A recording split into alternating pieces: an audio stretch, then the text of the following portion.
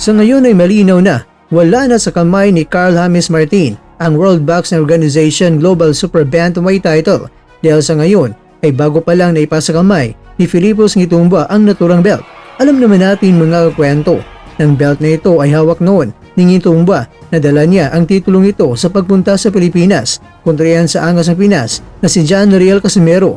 Nakuha ni Casimero ito, minakante hanggang nakuha ito ni Martin kontra yan sa taga-Thailand na si Chaiwat Botrakatok at nagwagi itong si Martin.